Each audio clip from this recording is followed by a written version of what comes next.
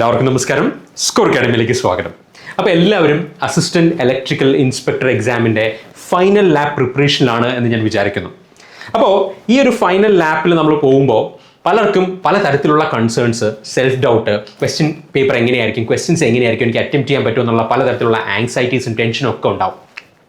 ഇവിടെ എനിക്ക് പറയാനുള്ളത്, നമ്മൾ ഏതൊരു എക്സാമിൻ്റെയും നമ്മുടെ ഫൈനൽ മാർക്ക് അല്ലെങ്കിൽ ഫൈനൽ റാങ്ക്, നമ്മുടെ സെലക്ഷനൊക്കെ തീരുമാനിക്കപ്പെടുന്നതിൽ വളരെ ഇമ്പോർട്ടൻ്റ് ആയിട്ടുള്ളൊരു പങ്ക് വഹിക്കുന്നത് നമ്മുടെ എക്സാം ഹാൾ സ്ട്രാറ്റജിയാണ്. നമുക്ക് എത്ര അറിയാമെങ്കിലും അത് നമുക്ക് ആൻസറായും മാർക്കായിട്ടും കൺവേർട്ട് ചെയ്യാൻ പറ്റണം. അതായത് നമുക്കറിയാവുന്നൊരു കാര്യം എന്താ, 100 മാർക്കാണ്, 90 മിനിറ്റാണ് നമുക്കുള്ളത്. ഇതിൽ എല്ലാ ക്വസ്റ്റിനും 1 മാർക്കാണുള്ളത്. അപ്പോൾ എങ്ങനെ ഏറ്റവും എഫക്റ്റീവായി മാക്സിമം മാർക്ക്, നമുക്കറിയാവുന്ന നമ്മൾ പഠിച്ചിട്ടുള്ളതിൽ നിന്ന് മാക്സിമം മാർക്ക് സ്കോർ ചെയ്യാൻ സാധിക്കും, അതിന് വ്യക്തമായിട്ടുള്ളൊരു സ്ട്രാറ്റജി നിങ്ങൾ ഫോളോ ചെയ്യുകയാണെങ്കിൽ, അതായത് നമ്മുടെ റാങ്ക് ഹോൾഡേഴ്സ് ആണെങ്കിലും നമ്മുടെ എക്സ്പേർട്ട് ഫാക്കൽറ്റീസ് എല്ലാം ഫോളോ ചെയ്ത് പ്രൂവൺ ആയിട്ടുള്ള എക്സാം ഹാൾ സ്ട്രാറ്റജീസ് ഞാനിവിടെ ഷെയർ ചെയ്യുന്നുണ്ടാവും. തുടക്കം മുതൽ അവസാനം വരെ കേൾക്കുക. ചെറിയൊരു വീഡിയോ ആണ്. ഇതെല്ലാം നിങ്ങളുടെ പ്രിപ്പറേഷനിലും ഇനി അങ്ങോട്ടുള്ള പ്രിപ്പറേഷനിലും നിങ്ങളുടെ എക്സാം ഹാളിലും നിങ്ങൾ ഇംപ്ലിമെൻറ്റ് ചെയ്യുക. ഓക്കെ, ആദ്യം തന്നെ ഫസ്റ്റ് വരുന്ന ചോദ്യം എന്താണ്? Question type. എങ്ങനത്തെ ക്വസ്റ്റ്യൻ ആണ് ഞാൻ 14 നവംബർ 2025 ഫ്രൈഡേ എക്സ്പെക്റ്റ് ചെയ്യേണ്ടത്? കേരള PSC എന്തായിരിക്കും തരിക എന്നുള്ളതാണ്. ഇവിടെ എനിക്ക് ആദ്യം നിങ്ങളോട് പറയാനുള്ളത്, നിങ്ങൾ നിങ്ങളുടെ മനസ്സിനെ പാകപ്പെടുത്തേണ്ടത് ഏറ്റവും ടഫ് ആയിട്ടുള്ളൊരു ക്വസ്റ്റ്യൻ പേപ്പർ ആയിരിക്കും നിങ്ങൾ ഫേസ് ചെയ്യാൻ പോകുന്നത്. അതിൽ നിങ്ങൾ കണ്ടിട്ടില്ലാത്ത ചോദ്യങ്ങൾ, ലെങ്തി ആയിട്ടുള്ള ചോദ്യങ്ങൾ, അല്ലെങ്കിൽ സിലബസിൽ പറഞ്ഞിട്ടില്ലാത്ത ചോദ്യങ്ങൾ, ഇതൊക്കെ ഉണ്ടാവാനുള്ള സാധ്യതയുണ്ട്. നിങ്ങൾ ഇതുവരെ കണ്ടിട്ടില്ലാത്ത ഒരു ക്വസ്റ്റ്യൻ പേപ്പർ, ടഫ് ആയിട്ടുള്ള ഒരു ക്വസ്റ്റ്യൻ പേപ്പർ എക്സ്പെക്ട് ചെയ്തുകൊണ്ട് പോവുക. ഇതിൻ്റെ അഡ്വാൻറ്റേജ് എന്താ?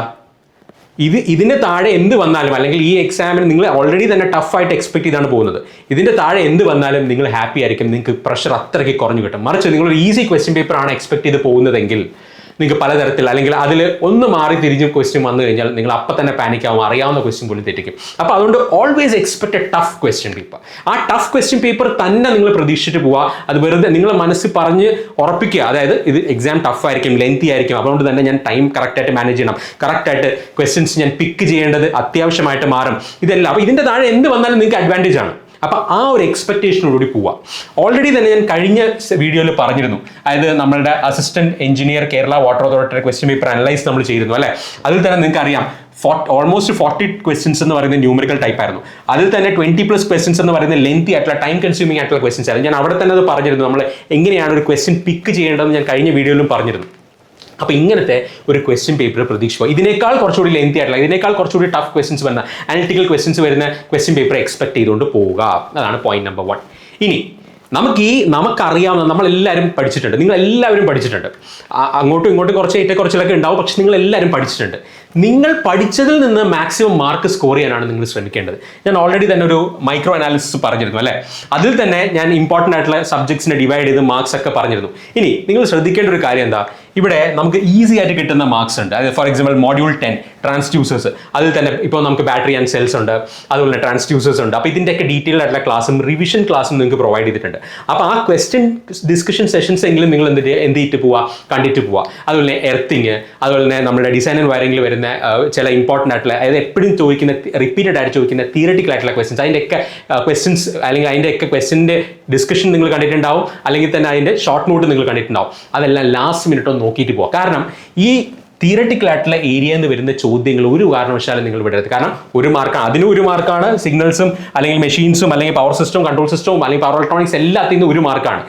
ഇതിൽ നിന്ന് വരുന്ന 1 മാർക്ക് എന്ന് പറയുന്നത് നിങ്ങൾക്ക് വളരെ എളുപ്പത്തിൽ സ്കോർ ചെയ്യാം, അതായത് മിനിമം സമയത്ത് സ്കോർ ചെയ്യാൻ പറ്റും. അതുകൊണ്ട് ലാസ്റ്റ് മിനിറ്റ് എങ്കിലും നിങ്ങൾ എന്ത് ചെയ്യുക, ആ തിയററ്റിക്കൽ ആയിട്ടുള്ള വാല്യൂസ് അല്ലെങ്കിൽ തിയററ്റിക്കൽ ആയിട്ടുള്ള പോയിന്റ്സ് ഒന്ന് നോട്ട് ചെയ്തിട്ട് പോവുക. കാരണം ചിലപ്പോൾ ഒരു പ്ലേറ്റ് എർത്തിൻ്റെയോ അല്ലെങ്കിൽ പൈപ്പ് എർത്തിൻ്റെയോ ഒക്കെ ഡയമെൻഷനൊക്കെ നമ്മൾ എപ്പോഴും പഠിക്കുന്നതാണ്, നമ്മളെ നോട്ടിലും ക്ലാസ്സിലും ഒക്കെ പറഞ്ഞിട്ടുള്ളതാണ്. അതൊക്കെ ലാസ്റ്റ് മിനിറ്റ് ആണെങ്കിൽ ഓർമ്മയില്ലെങ്കിൽ ഒന്ന് ഓടിച്ച് നോക്കിയിട്ട് പോവുക. കാരണം അത് നിങ്ങൾക്ക് 2 ഗുണങ്ങളാണ്. നിങ്ങൾക്ക് 1 മാർക്ക് കിട്ടുകയും ചെയ്യും, അത് മിനിമം സമയത്ത് കിട്ടുകയും ചെയ്യും. അത് മറ്റ് ലെങ്തി ക്വസ്റ്റ്യൻസിന് ആൻസർ ചെയ്യാനായിട്ട് നിങ്ങൾക്ക് ആ സമയം എന്ത് ചെയ്യാൻ, ലിവറേജ് ചെയ്യാനും പറ്റും. ആ ഒരു പോയിന്റ് നിങ്ങൾ ഓർത്തിരിക്കുക. അപ്പോൾ ഞാൻ ഈ പറഞ്ഞ കാര്യങ്ങളെല്ലാം ഞാൻ ഓൾറെഡി ഇപ്പോൾ ഡിസ്കസ് ചെയ്തതാണ്. അപ്പോൾ അതിൽ തന്നെ ഇങ്ങനത്തെ പെട്ടെന്ന് മാർക്ക് സ്കോർ ചെയ്യാൻ പറ്റുന്ന ഏരിയാസ് ഏതൊക്കെയാണെന്നുള്ളത് നിങ്ങൾ ഐഡന്റിഫൈ ചെയ്യുക. പോയിന്റ്സ് നോട്ടിൽ ഞാനത് വീണ്ടും മെൻഷൻ ചെയ്തിട്ട് നോക്കുക. How to attempt more questions, എന്താണ് അവോയ്ഡ് ലെങ്തി ക്വസ്റ്റ്യൻസ്, ആദ്യം ഈസി ടോപ്പിക്സ്, ഈസി സബ്ജക്റ്റ് തന്നെ നിങ്ങൾ എന്ത് ചെയ്യുക, പിക്ക് ചെയ്യുക. അവിടെ നിങ്ങൾക്ക് അതിനൊരു സ്കിൽ ഉണ്ടാവണം. അതായത് നിങ്ങൾ ഒറ്റയടിക്ക് എന്ത് ചെയ്യരുത്, എല്ലാ ക്വസ്റ്റ്യനും അറ്റംപ്റ്റ് ചെയ്യാൻ നോക്കരുത്. അവിടെ ഓരോ റൗണ്ട് ഞാൻ ഇനിയും പറയുന്നുണ്ടാവും, നമ്മൾ എപ്പോഴും ഒന്നിലധികം റൗണ്ട്സിൽ വേണം നമ്മുടെ ക്വസ്റ്റ്യൻ പേപ്പർ അറ്റംപ്റ്റ് ചെയ്യാനായിട്ട്. അപ്പോൾ ആദ്യത്തെ റൗണ്ടിലെ ഏറ്റവും സിമ്പിൾ ആയിട്ടുള്ള ഡയറക്റ്റ് ക്വസ്റ്റ്യൻ മാത്രമേ നിങ്ങൾ അറ്റംപ്റ്റ് ചെയ്യാൻ പാടുള്ളൂ. അവിടെ നിങ്ങളുടെ ഇഷ്ടമുള്ള സബ്ജക്റ്റ് നോക്കി പോരുത്. ചിലപ്പോൾ ഇഷ്ടമുള്ള സബ്ജക്റ്റിൽ വരുന്ന ചോദ്യം ലെന്തി ആയിരിക്കാം, അല്ലെങ്കിൽ അതിൽ ഓപ്ഷൻസ് കാണില്ല, ഓപ്ഷൻസ് ചിലപ്പോൾ തെറ്റായിരിക്കാം, അല്ലെങ്കിൽ കറക്റ്റ് ആൻസർ അതിൽ ഉണ്ടാവില്ല, വെറുതെ സമയം പോകും. അവിടെ ഈഗോ വെച്ചുകൊണ്ട് ഇരിക്കരുത്. ഞാൻ കൺട്രോൾ സിസ്റ്റത്തിന്റെ എക്സ്പെർട്ടാണ്, ഞാൻ ഈ ക്വസ്റ്റ്യൻ ചെയ്തിട്ടേ പോകുള്ളൂ എന്ന് പറഞ്ഞ് അതിന്റെ പുറകെ ഒരു ക്വസ്റ്റ്യന്റെ പുറകെ പോയി 5-10 മിനിറ്റ് കളയരുത്. അതിന് വേണ്ടിയാണ് ഞാൻ അങ്ങനെ പറഞ്ഞത്. അപ്പോൾ അതുകൊണ്ട് പിക്ക് ഈസി ടോപ്പിക്സ്, ഈസി സബ്ജക്ട്സ്. അതിൽ നിന്നുള്ള ഫുൾ മാർക്ക് സ്കോർ ചെയ്യാൻ നിങ്ങൾക്ക് പറ്റുന്ന ഫുൾ മാർക്ക് സ്കോർ ചെയ്തിട്ട് ടഫ് ആയിട്ടുള്ള നിങ്ങളുടെ ഫേവറേറ്റ് സബ്ജക്ട്സിലാണെങ്കിലും ഫേവറേറ്റ് ക്വസ്റ്റ്യൻസ് ആണെങ്കിലും പോവാം. ക്ലിയർ ആണല്ലോ? ഇനി എപ്പോഴും കഴിഞ്ഞ വീഡിയോയിൽ ഞാൻ പറഞ്ഞാണ്, വീണ്ടും ഡൗട്ട്സ് നമ്മുടെ PYQs-ന്റെ ടെസ്റ്റ് സീരീസ് ഒക്കെ ഒരുപാട് പേര് എഴുതുന്നു എന്ന് ഞാൻ അറിഞ്ഞതിൽ വളരെ സന്തോഷം. കാരണം ഒരുപാട് പേര് അതിന്റെ ബേസിൽ ഡൗട്ട് ചോദിക്കുന്നുണ്ട്. അപ്പോൾ അതിൽ തന്നെ പല ക്വസ്റ്റ്യൻസിലും ഓപ്ഷൻസ് കറക്റ്റായിട്ട് തന്നിട്ടുണ്ടായിരുന്നില്ല അല്ലേ? അതായത് കേരള PSC തന്നെ ഓപ്ഷൻസിൽ ചില ഓപ്ഷൻസിൽ മിസ്മാച്ച് ഉണ്ടായിരുന്നു, അല്ലെങ്കിൽ കറക്റ്റ് ഓപ്ഷൻ ഉണ്ടായിരുന്നില്ല, അല്ലെങ്കിൽ നിയറസ്റ്റ് വാല്യൂ ആയിരുന്നു. അപ്പോൾ ഫോർ എക്സാമ്പിൾ ചിലതിൻ്റെയൊക്കെ ഒരു ഗെയിൻ മാർജിനൊക്കെ വന്നത് ഇപ്പോൾ -52.2 ഡെസിബിൾ ഒക്കെയാണ്. അപ്പോൾ അവിടെ ഓപ്ഷൻസിൽ എന്താണ് 40, 20 മാത്രം, അല്ലെങ്കിൽ 40, 60 ഉള്ളൂ. അപ്പോൾ നിങ്ങൾ ഏറ്റവും നിയറസ്റ്റ് വാല്യൂ സെലക്ട് ചെയ്യണം. കറക്റ്റ് ഓപ്ഷൻ ഉണ്ടാവില്ല. അപ്പോൾ നിയറസ്റ്റ് വാല്യൂ സെലക്ട് ചെയ്യാനുള്ള ഒരു ഐഡിയ നിങ്ങളുടെ മനസ്സിലുണ്ടാവണം. അപ്പോൾ ആ കാര്യം, ആ ഒരു കാൽക്കുലേറ്റീവ് ഗെസ് നിങ്ങൾ നടത്താനായിട്ട് റെഡിയാണ്. ഞാൻ കഴിഞ്ഞ വീഡിയോയിൽ അത് പറഞ്ഞതാണ്. ഇനി keep difficult, tough and lengthy questions for the last round. അവസാനം മാത്രമേ നിങ്ങൾ ആ ലെങ്തി ആയിട്ടുള്ള ക്വസ്റ്റ്യൻസ് എഴുതാവുള്ളൂ. ഈവൻ ദോ അത് നിങ്ങൾ എക്സ്പെർട്ട് ആയിട്ടുള്ള ഒരു സബ്ജക്റ്റ് ആണെങ്കിൽ പോലും, നിങ്ങൾക്ക് ഇഷ്ടമുള്ള സബ്ജക്റ്റ് ആണെങ്കിൽ പോലും ആ ക്വസ്റ്റ്യൻസ്, ലെങ്തി ആയിട്ടുള്ള ക്വസ്റ്റ്യൻസ് അവസാനത്തെ റൗണ്ടിൽ മാത്രം എഴുതുക. ഓക്കെ. ഇനി ഞാൻ എപ്പോഴും പറയാറുള്ള എക്സാം ഹോൾ സ്ട്രാറ്റജി, എങ്ങനെയാണ് ഒരു ടെക്നിക്കൽ PSC എക്സാംസ് അല്ലെങ്കിൽ ഒരു എക്സാമിന് നിങ്ങൾ അപ്രോച്ച് ചെയ്യണമെന്നുള്ളത് ഞാൻ എപ്പോഴും പറയുന്ന കാര്യമാണ്, റിപ്പീറ്റഡ് ആയിട്ട് പറയുന്ന കാര്യമാണ്. എന്താണ്? Follow a 3 round approach. 3 round അപ്രോച്ചിന് എന്താണ്? ഒറ്റയടിക്ക് 1 മുതൽ 100 വരെ ഇരുന്ന് 1, 2, 3 എന്ന് പറഞ്ഞ് എഴുതാൻ നോക്കരുത്. ഫസ്റ്റ് നിങ്ങൾ ആ ക്വസ്റ്റ്യൻ പേപ്പർ കയ്യിൽ കിട്ടുമ്പോൾ തന്നെ ഒന്നാമത്തെ ക്വസ്റ്റ്യൻ തൊട്ട് എന്ത് ചെയ്യുക, ഒന്ന് ഒടിച്ച് നോക്കുക. അപ്പോൾ തന്നെ നിങ്ങൾക്ക് ഒരു ഐഡിയ കിട്ടും എത്ര ക്വസ്റ്റ്യൻസ് എളുപ്പമുണ്ട്, എത്ര ക്വസ്റ്റ്യൻസ് ആണെന്ന്. ആ ഒരു മാക്സിമം പോയി 1-2 മിനിറ്റ്, അതിൽ കൂടുതൽ അത് സ്പെൻഡ് ചെയ്യരുത്. എന്നിട്ട് എന്ത് ചെയ്യുക, ഫസ്റ്റ് റൗണ്ട് നിങ്ങൾ പോകുമ്പോൾ നിങ്ങൾക്ക് 100% ഉറപ്പുള്ള ഏറ്റവും എളുപ്പം നിങ്ങൾക്ക് തോന്നുന്ന ചോദ്യങ്ങൾ മാത്രം നോക്കുക.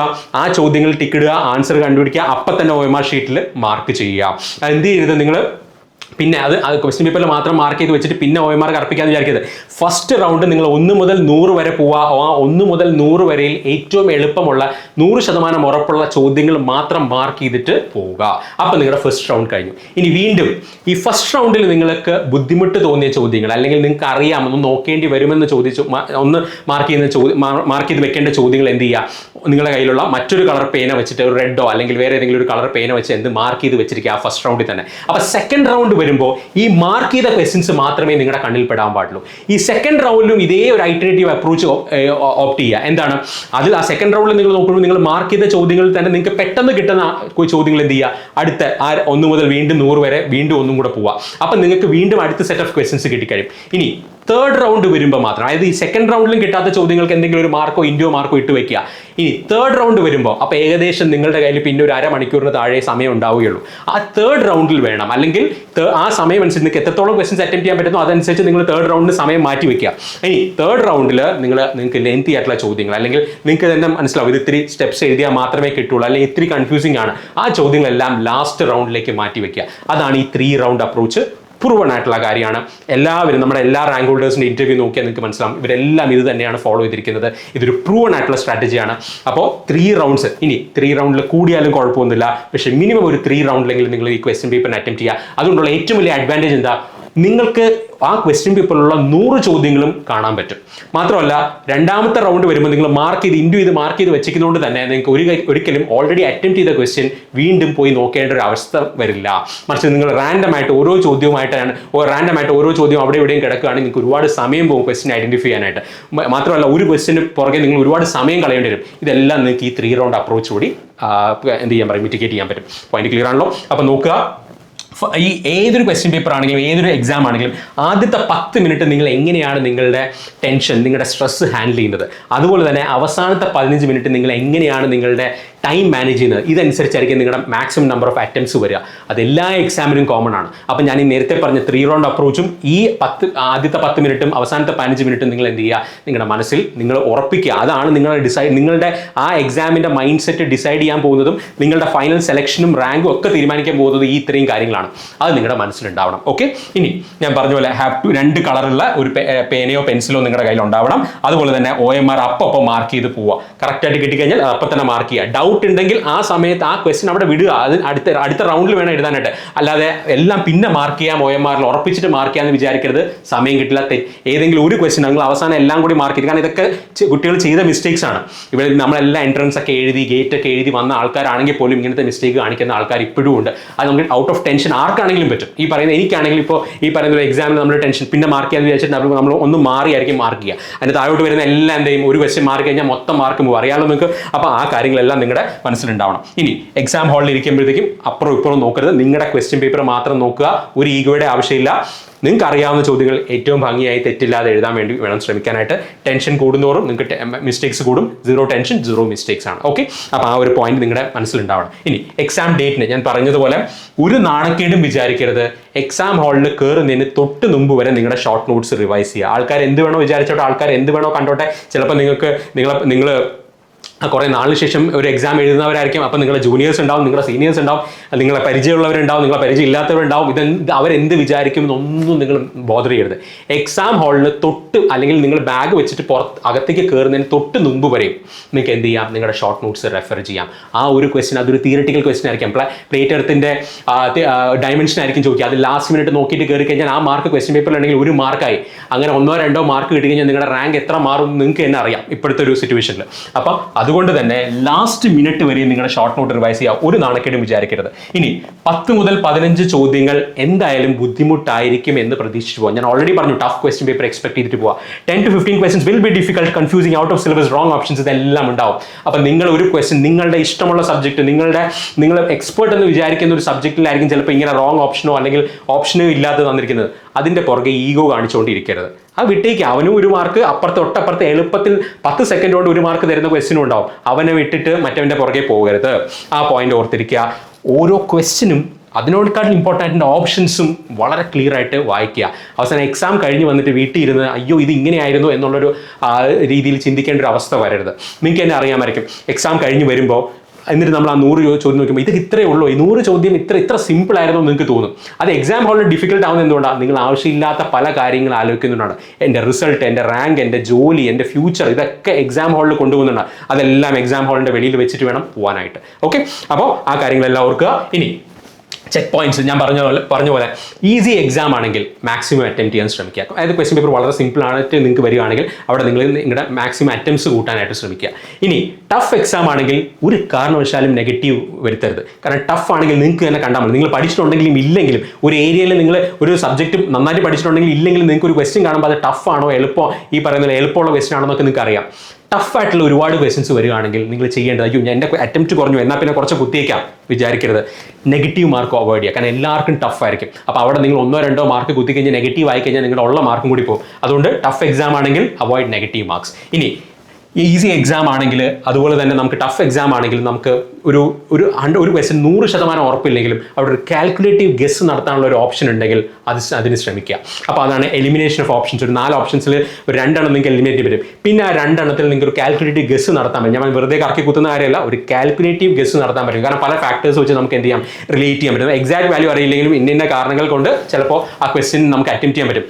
അത് പറ്റുമോ നോക്കാം. എഗെയിൻ ആ കാൽക്കുലേറ്റീവ് ഗസ് നടത്തേണ്ടത് എപ്പോഴാണ്? ഫസ്റ്റ് റൗണ്ടിലല്ല, ലാസ്റ്റ് റൗണ്ടിൽ. ഏറ്റവും ബാക്കി അറിയാവുന്ന എല്ലാം കഴിഞ്ഞിട്ട് ഇതിലേക്കൊക്കെ പോകാവുള്ളൂ. പോയിന്റ് ക്ലിയർ ആണല്ലോ. ഇനി നിങ്ങൾക്ക് ഒരു ഡൗട്ട് ഉണ്ടാവും അല്ലെങ്കിൽ ഒരു ടെൻഷൻ ഉണ്ടാവും.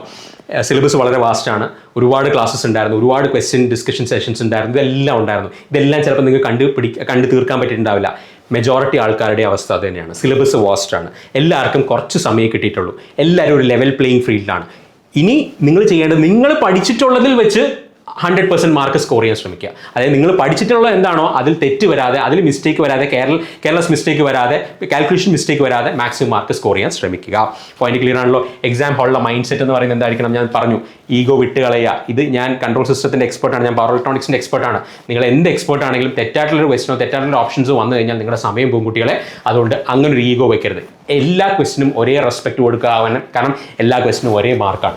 അപ്പോൾ എക്സ്പെക്ട് ദ ടഫസ്റ്റ് എക്സാം. അതുപോലെ എവറി മാർക്ക് ഇസ് ഇമ്പോർട്ടൻറ്റ്. എളുപ്പത്തുള്ള ഒരു സബ്ജക്റ്റിൽ നിന്ന് ഒരു മാർക്ക് കിട്ടിയാലും ടഫായിട്ടുള്ള ഒരു മാർക്ക് കിട്ടിയാലും എല്ലാം ഒരു പോലെ തന്നെയാണ്. അതുകൊണ്ട് തന്നെ ഒരു മാർക്ക് കിട്ടാനായിട്ട് നിങ്ങൾക്ക് എന്തൊക്കെ ട്രൈ ചെയ്യാൻ പറ്റുമോ അതൊക്കെ അവിടെ അറ്റംപ്റ്റ് ചെയ്യുക. ഓക്കെ, 100 മാർക്ക് സ്കോർ ചെയ്തുകൊണ്ട് ഒരു ടെക്നിക്കൽ എക്സാം, അതായത് എസ്പെഷ്യലി ഇലക്ട്രിക്കൽ ഇലക്ട്രോണിക്സ് എന്ന് പറയുന്ന ബ്രാഞ്ചിലുള്ള ഒരു ടെക്നിക്കൽ എക്സാമിന് 100 മാർക്ക് ആർക്ക് സ്കോർ ചെയ്യാൻ പറ്റില്ല. അപ്പോൾ അതിന് വേണ്ടിയല്ല നോക്കേണ്ടത്.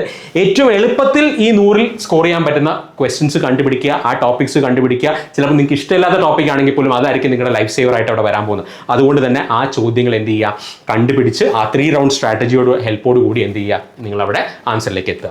ഓക്കെ, എപ്പോഴും പറയാറുള്ളത് പോലെ question level time consuming questions ഉണ്ടാവും, ചലഞ്ചിങ് ക്വസ്റ്റ്യൻസ് ഒരു 15 to 20 ക്വസ്റ്റ്യൻസ് ഉണ്ടാവും, ഔട്ട് ഓഫ് സിലബസ് ക്വസ്റ്റ്യൻസ് ഉണ്ടാവും, സിമ്പിൾ ഡയറക്റ്റ് ഫോർമുല ബേസ്ഡ് ക്വസ്റ്റ്യൻസും ഉണ്ടാവും. ഇതെല്ലാം മിക്സഡ് ബാഗ് ആയിരിക്കും എല്ലാ കേരള PSC എക്സാംസും. എസ്പെഷ്യലി ഇപ്പോൾ വരുന്ന ക്വസ്റ്റ്യൻസ് എല്ലാം വളരെ നല്ല ക്വസ്റ്റ്യൻസും വളരെ സ്റ്റാൻഡേർഡ് ആയിട്ടുള്ള ക്വസ്റ്റ്യൻസുമാണ്. ഇതെല്ലാം നമ്മൾ ക്ലാസ്സിൽ അത്രയും ഡീറ്റെയിൽഡ് ആയിട്ട് കോൺസെപ്റ്റ് ക്വസ്റ്റ്യൻസിലൂടെ ഒക്കെ കവർ ചെയ്താണ്. അപ്പോൾ അതുകൊണ്ട് നിങ്ങൾ കോൺഫിഡൻ്റ് ആയിട്ടേക്ക്. നിങ്ങൾക്ക് ഏതെങ്കിലും ഏരിയാസ് കവേർഡ് അല്ലെങ്കിൽ പോലും ടെൻഷൻ അടിക്കണ്ട. നിങ്ങൾ പഠിച്ചത് നന്നായിട്ട് എഴുതിയാൽ മതി. ആ ഒരു കാര്യം വേണം നിങ്ങൾ എപ്പോഴും ആലോചിക്കാനായിട്ട്. പിന്നെ നമ്മളിപ്പോൾ റീസെൻ്റ്ലി ആയിട്ട് നിങ്ങൾക്ക് പ്രൊവൈഡ് ചെയ്ത ഫ്രീ ആയിട്ട് നമ്മൾ PYQ ടെസ്റ്റുകൾ പ്രൊവൈഡ് ചെയ്തിട്ടുണ്ടായിരുന്നു. അത് ഇത്രയും 15 ടെസ്റ്റ്, 10 സബ്ജക്ട് ടെസ്റ്റും 5 പാർട്ട് ടെസ്റ്റും ഉണ്ടായിരുന്നു. അപ്പോൾ അത് അറ്റംപ്റ്റ് ചെയ്യാൻ പറ്റാത്തവരാണെങ്കിൽ, സമയം കിട്ടാത്തവരാണെങ്കിൽ നിങ്ങൾ ആ ടെസ്റ്റ് എന്ത് ചെയ്യുക, വെറുതെ ഒന്ന് സബ്മിറ്റ് ചെയ്തിട്ട് അതിൻ്റെ എക്സ്പ്ലനേഷനും ആൻസർ കീയോ ഒന്ന് നോക്കിയിട്ട് പോവാം.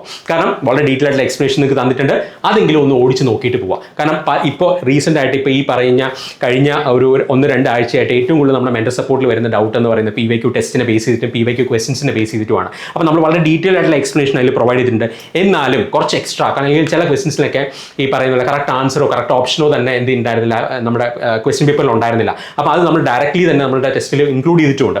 അപ്പോൾ അങ്ങനത്തെ കുറച്ച് സെലക്റ്റഡ് ആയിട്ടുള്ള ഹാൻഡ് പീക്ക് ചെയ്തിട്ടുള്ള ക്വസ്റ്റ്യൻസും കൂടിയായിട്ട് നമ്മളൊരു സെപ്പറേറ്റ് ക്വിക്ക് റിവിഷൻ ബുക്ക്ലെറ്റ് ആയിട്ട് നമ്മൾ സെറ്റ് ചെയ്തിട്ടുണ്ട്. അത് നമ്മുടെ ആപ്പിലും ടെലഗ്രാം ചാനലിലും എല്ലാം അവൈലബിൾ ആണ്. അതൊന്ന് നോക്കി വയ്ക്കുക. സെലക്റ്റഡ് ആയിട്ടുള്ള കൺഫ്യൂസിംഗ് ആയിട്ടുള്ള ഓപ്ഷൻസും അതുപോലെ ഡൗട്ട്ഫുൾ ആയിട്ടുള്ള ഓപ്ഷൻസും ഒക്കെ വരുന്ന ചോദ്യങ്ങൾ, ആ ചോദ്യങ്ങൾ മാത്രം സെലക്ട് ചെയ്തുകൊണ്ട് ഒരു സെറ്റ് 1 നമ്മൾ എന്ത് ചെയ്തിട്ടുണ്ട്, ടെലഗ്രാമിൽ നമ്മുടെ ആപ്പിലും പബ്ലിഷ് ചെയ്തിട്ട് അതൊന്ന് നോക്കുക. പിന്നെ എക്സാമിന് പോകുന്നതിന് ഒരു ദിവസം മുമ്പ് നിങ്ങൾ ചെയ്യേണ്ടത്, അല്ലെങ്കിൽ തൊട്ട് തലേന്ന് നിങ്ങൾ ചെയ്യേണ്ട കാര്യം, നന്നായിട്ട് ഉറങ്ങുക.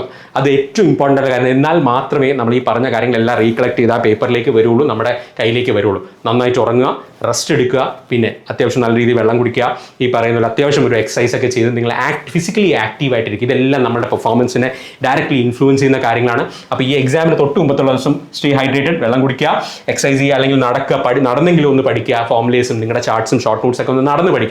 കുറച്ചുകൂടി ഫ്രഷ് എയർ കിട്ടുന്ന രീതിയിൽ തന്നെ ഒരു മുറിയിൽ അടച്ചിരുന്ന് ടെൻഷൻ അടിച്ച് ഈ പറയുന്ന ഒരു പ്രഷർ കുക്കറിൽ ഇരിക്കുന്ന പോലെ ഇരിക്കരുത്. ഒന്ന് വെളിയിലൊക്കെ ഇടന്നിറങ്ങി വളരെ കൂളായിട്ടിരിക്കുക. എക്സാം എങ്ങനെ വന്നാലും ഞാൻ ഫേസ് ചെയ്യുന്ന ഒരു പോസിറ്റീവ് മൈൻഡ് സെറ്റോട് കൂടി ഇരിക്കുക. ഓക്കെ, എക്സാം ദൂരെയാണ്, എക്സാം സെൻറ്ററൊക്കെ ആണെങ്കിൽ ലേറ്റ് ആവരുത്. വെറുതെ അനാവശ്യ ടെൻഷൻ, ആ ടെൻഷനും കൂടി ഓൾറെഡി ഉള്ള എക്സാം ടെൻഷൻ്റെ കൂടെ കൊണ്ടുപോകരുത്. പിന്നെ ഏറ്റവും ഇമ്പോർട്ടൻ്റ് ആയിട്ടുള്ള കാര്യം, ബിലീവ് ഇൻ യുവർ സെൽഫ്. നിങ്ങൾ സ്വയം വിശ്വസിക്കാൻ നിങ്ങളെ കൊണ്ടിത് പറ്റുമെന്ന്. ഞാൻ പറഞ്ഞു, 100 മാർക്കല്ല, നിങ്ങൾ പഠിച്ചതിൽ 100 മാർക്കാണ് നിങ്ങൾ സ്കോർ ചെയ്യേണ്ടത്. മനസ്സിലായല്ലോ? പഠിച്ചതിൽ 100% നിങ്ങൾ സ്കോർ ചെയ്യാനായിട്ട് ശ്രമിക്കുക. എപ്പോഴും ഇമ്പോർട്ടൻ്റ് ആയിട്ടുള്ള കാര്യം ഞാൻ പറഞ്ഞു, ഫ്രൈഡേ എക്സാം കഴിയുന്നത് വരെ നിങ്ങളുടെ എല്ലാ ടെൻഷനും, നിങ്ങളുടെ റാങ്ക് എന്തായിരിക്കും, ജോലി എന്തായിരിക്കും, നിങ്ങളുടെ ചിലപ്പോൾ ഇത് ലാസ്റ്റ് അറ്റംപ്റ്റ് ആയിരിക്കും, ഫസ്റ്റ് അറ്റംപ്റ്റ് ആയിരിക്കും, നിങ്ങളുടെ ഡ്രീം ജോബ് ആയിരിക്കും, അതെല്ലാം എടുത്ത് വെളിയിൽ വെച്ചേക്കുക. നിങ്ങളുടെ പ്രോഗ്രസ്സിൽ മാത്രം, നിങ്ങളുടെ പ്രിപ്പറേഷനിൽ മാത്രം, നിങ്ങൾ ഓരോ ദിവസവും എത്ര ഇമ്പ്രൂവ് ചെയ്യുന്നു അതിൽ മാത്രം ഫോക്കസ് ചെയ്യുക. ബാക്കി എന്തിന് ഫോക്കസ് ചെയ്താലും സ്ട്രെസ് വരും. അപ്പം അതുകൊണ്ട് തന്നെ ജസ്റ്റ് കീപ് ഗോയിങ്, പഠിച്ചുകൊണ്ടിരിക്കുക. ഈ എക്സാം ഹാളിന് കയറുന്നതിന് തൊട്ട് മുമ്പ് വരെ പഠിച്ചുകൊണ്ടിരിക്കുക. അപ്പോൾ ഇത്രയും കാര്യങ്ങൾ ക്ലിയർ ആയെന്ന് വിചാരിക്കുന്നു. നന്നായിട്ട് പോയി എക്സാം എഴുതുക, കോൺഫിഡൻ്റ് ആയിട്ട് പോയി എക്സാം എഴുതുക. ഇനി പുതിയ കാര്യങ്ങളൊന്നും ഒരുപാട് പഠിക്കാൻ നിൽക്കരുത്. ഞാൻ നേരത്തെ പറഞ്ഞ പോലെ വേണമെങ്കിൽ ആ ബുക്ക്ലെറ്റ് ഒന്ന് നോക്കിയിട്ട് പോവുക. ആ ക്വസ്റ്റ്യൻ്റെ ഡീറ്റെയിൽ ആയിട്ടുള്ള എക്സ്പ്ലനേഷൻ ഉള്ളത്, ഡീറ്റെയിൽ ആയിട്ടുള്ള എക്സ്പ്ലനേഷൻ ഉള്ള ക്വസ്റ്റ്യൻസ് മാത്രം ഇനി കണ്ടിട്ട് പോവുക. അപ്പോൾ ഇത്രയും കാര്യങ്ങൾ നിങ്ങളുടെ മനസ്സിലുണ്ടാവണം. All the very best. Score ടീമിൻ്റെ ഭാഗത്ത് നിന്ന് ഈ എക്സാം എഴുതുന്ന എല്ലാ ഉദ്യോഗാർത്ഥികൾക്കും എല്ലാവിധ ആശംസകളും. All the very best. നന്നായിട്ട് എഴുതുക.